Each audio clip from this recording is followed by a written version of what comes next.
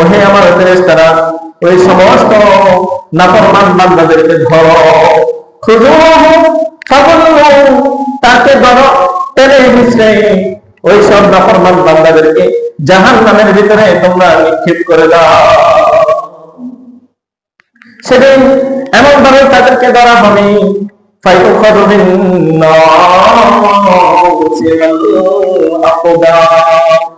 সেদিন তাদেরকে তাদের পায়ের গোড়ালি, চুলের মাথার জুটি পেয়ে তাদেরকে ফেরেশতারা জাহান্নামের মধ্যে নিক্ষেপ করবে।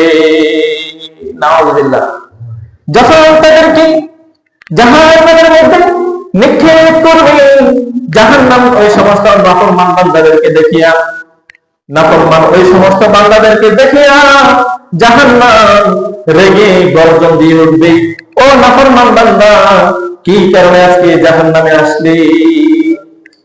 আল্লাহ রাব্বুল আলামিন বলেন, ইযা উলকু ফিহা সামিউ লাহা শাহীকুন ওয়া হিয়া তাকুন তাকাদু তায়য়াদু মিনাল গায়ব কুল্লামা উলকিয়া ফিহা ফাওজুন সাআলাহু খাযানাতুহা আলাম ইয়াতিকুম নাযীর।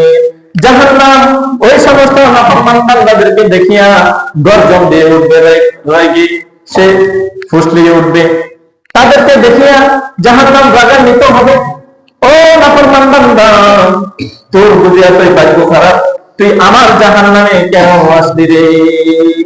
জাহান্নামে যখন তাদেরকে বলবে, তখন তারা উত্তর দেবে, জাহান্নাম তাদেরকে বলবে, ও আল্লাহর নাফরমান বান্দা, তোমার জন্য কি, তোমার কাছে কি দুনিয়াতে কোনো ভয়ভীতি প্রদর্শন করা হয় না? তোমাকে কি কোনো সতর্ককারী কোনো সতর্ক করে নাই?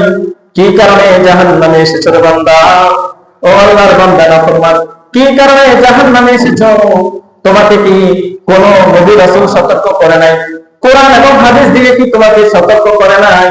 তারপরেও কেন তুমি আজকে জাহান্নামে এসেছো?